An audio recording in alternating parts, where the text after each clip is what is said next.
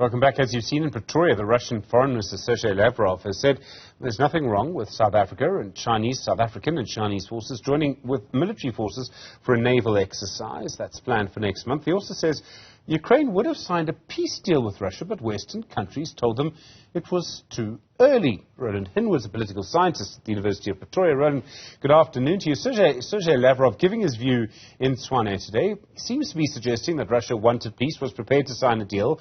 The West blocked it. Can just imagine the arguments the West and Russia will have about this. How do you see it? I think that's a very simplistic explanation he has given, especially given what we know in terms of the negotiations that took place, the demands that the Russian side made, and essentially making it impossible for Ukraine to accept what was on the table. And I also want to add in this context the role that the real mediators are playing in this context, and those are not the people that he would probably be referring to, but I think countries such as Turkey, especially important in this context. President Erdogan, very involved in shuttling between Zelensky and Putin, and the perception, the explanations we get from these role players are that, yes, there were negotiations, yes, there was some issues on the table that was a basis of agreement, but a proper agreement to end the war was very far from being even close to being realized. The occasion of a visit by a country involved in a conflict is always going to lead to questions around our stance on this. And our official stance, as I understand our government's view, is that we are neutral. Yet we're hosting the Russian foreign minister, yet we're involved in naval maneuvers, naval exercises with Russia and China next month. And yet Janet Yellen from the United States is here later this week. Are we being balanced? Are we being neutral? I don't think we need to be balanced. I think the claim of being neutral is probably, again, a simplistic explanation and probably taking things a bit too far. But we don't have to be balanced. We're a sovereign country. Government can decide how it wants to play this and who it wants to associate with. I think if one wants to be fair to the South African government, and in this case the National Defence Force, we've seen a range of military exercises over the last 18 months, involving France, involving the United States, etc. So we do not favor China or Russia in this context. And I don't think in principle there's anything wrong with the military exercises that we've been conducting. What is difficult is when those starts aligning with political positions and the politics of a country such as Russia. And there's a different issue. There's a normative issue that comes into play. Fact of the matter is Russia is basically breaking all the rules of international politics, whether it's international law or the norms of diplomacy. And we seem to be not supporting Russia, but we're definitely playing along. We are assisting Russia, showing that it is not as isolated as it may have been if a country such as South Africa did not afford it an opportunity. And to me, this is the crux of the issue. We are not engaging Russia as a mediator. We are engaging Russia as an ally of the ANC to be more specific. It's not an ally of South Africa. And that is where it becomes very difficult. We have not said anything that in any way demonstrates South Africa's commitment to upholding international law and rejecting the flagrant violation of this by Russia.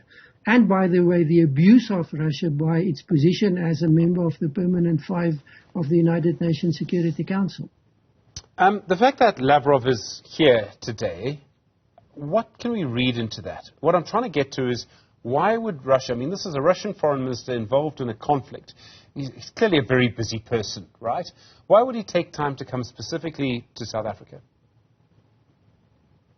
I think it's quite simple. South Africa has been willing to, in a sense, host Russia, not support Russia, but show some level of support that goes way beyond what anyone else, that any other proper country has been doing, if I may frame it in that way. And then lastly, Africa has been quite important to Russia. Most of the support and the rejection of the United Nations decision-making around Africa, around Russia and the war in Ukraine has come from Africa. And in that sense, Africa is quite important to Russia. And also symbolically, as one of the areas where Russia can still fly the flag, engage, and receive the kind of attention that South Africa has given. So that makes Africa and South Africa important to Russia. I suppose the other issue then is that if Janet Yellen is coming from the United States, are we important to the US too in all of this? I mean, I realize the United States is not officially a party in this conflict, but most of the weapons are probably stamped with made in the US of A.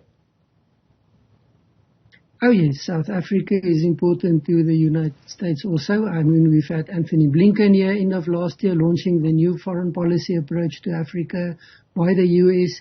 We have Yellen coming. We have President Biden coming to Africa at some stage later this year. So yes, as much as for Russia, maybe even more so, Africa is important, and the US has realized under President Biden that the approach of Trump and marginalizing Africa, writing it off in very bad ways, has been a strategic error. And China and Russia are reaping the benefits of that. And by the way, we see other countries such as Turkey moving into Africa big time. So Africa is important. It's a source of minerals. It's a source of potential wealth in the future. It's an important trading ally in the future. If Africa can get its house in order in terms of governance, it will become much more influential in global politics. And we will see more of these visits taking place. And that is why my argument is South Africa does not need to be neutral. South Africa must play to its own strengths and its own interests. Question is, are we doing that? Are you suggesting our interests might lie in another direction, that this is not in our best interests? I'm arguing that our interests are much broader than that of Russia and the United States in this context. And we needn't choose between them, and we needn't be forced to make a choice. We need to make informed and smart decisions in terms of our own values and our own political and national interests, our own economic interests. And I'm not sure we're doing that always. The way in which we, in a very narrow way, position ourselves may in the long term make it very difficult for us to achieve these self-interests. And there's nothing wrong with achieving self-interest. That is the name of the game.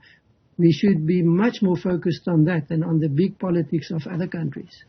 Roland Henwood, thank you, political scientist at the University of Pretoria. Really do appreciate the time.